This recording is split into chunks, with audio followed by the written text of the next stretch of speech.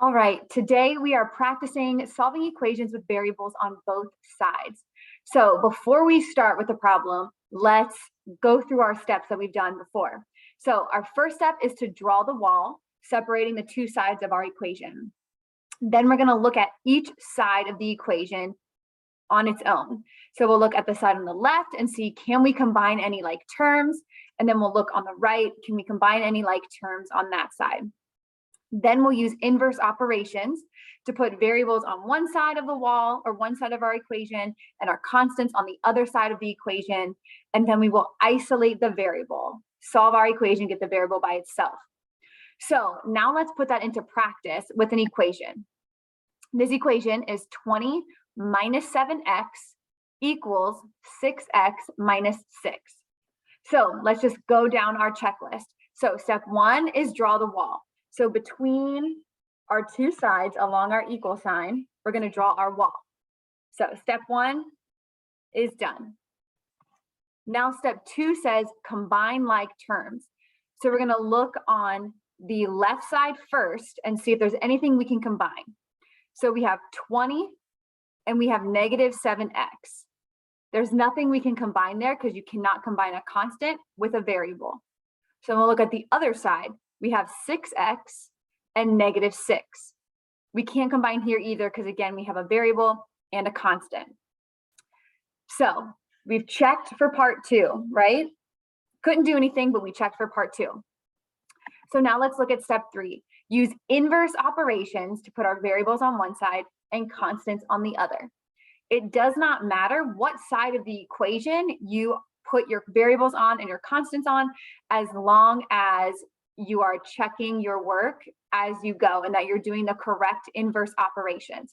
So let's put our variables on the left and we will put our constants on the right.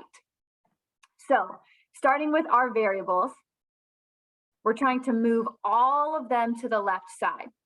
So I need to look on the right side to see what I need to move over. And I see 6x is my term with a variable, and it's a positive 6x. So if I have a positive 6x, I need to use the inverse to move it to the other side. So we'll be subtracting 6x from 6x, and then subtracting 6x from 7x. Now, on the right side, 6x minus 6x is just 0. On the left side, we have negative 7 minus 6. And we have to use those integer rules that we have learned. So we need to keep, change, or add the opposite. So negative 7 minus 6 becomes negative 7 plus negative 6, which gives us negative 13. So here we have negative 13x. And what's really important after we use these inverse operations is to bring down what we did not move yet. So we're going to bring down our 20, our equal sign, and then the negative 6 that is still on the right-hand side. So now that we've moved our variables, we're going to move our constants all to the right. So I need to look on the left, see what I need to move. I have a positive 20 over here. So I'm going to subtract 20 from both sides.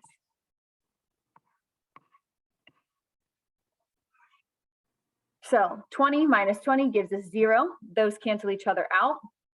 And now we're looking at negative 6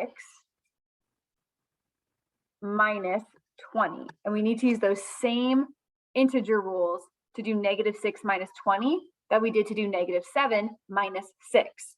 So I keep, change, or I add the opposite, and I have negative 6 plus negative 20. And when I'm adding with the same sign, I add the numbers and keep the sign. So I now have 26, and they're both negative, so it's a negative 26. And just like our last step, we need to bring down what we didn't use. So we have negative 13x equals negative 26. So we are done with step 3. And now our final step is isolate the variable. Our variable x, we want it to be all by itself. But as we see, our variable still has a coefficient of -13. And we remember our coefficient and our variable are being multiplied together. So I need to use another inverse operation to get x by itself, to isolate the variable. So if -13x means -13 times x, I'm going to divide by -13. And what I do to one side, I have to do to the other. So I'm also going to divide -26 by -13.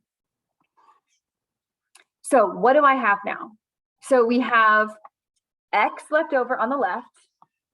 We have our equal sign in the middle. And now we have -26, oops, -26 divided by -13. So we should know that 26 divided by 13 is 2, right? We know that 26 divided by 13 is 2. But we also have to remember we have 2 negatives here. We have a -26 and a -13. So if we need to remember our multiplication and division rules when it comes to integers. So if I multiply or divide 2 positives, that gives me a positive. If I multiply or divide a positive and a negative, or a negative and a positive, that gives me a negative. But if I have 2 negatives, since I have the same sign, a -26 divided by -13, that will give me a positive answer. So now that we've isolated our variable and we have checked our integer rules, we have our final answer of x equals 2. And if you're wondering, how can I double check this? How can I make sure my answer is correct? You can always check your work by plugging it back in. So if we do that, we would have 20 minus 7 times 2. So using order of operations, we now have 20 minus 14, and that gives us 6. So if it's true, I should get the same answer if I plug it into the other side. So if I have 6 times 2 minus 6, I have 12 minus 6, because 6 times 2 is 12, and that also gives me 6. So since I got the same answer on both sides of my equation, I know for sure that this is a correct answer.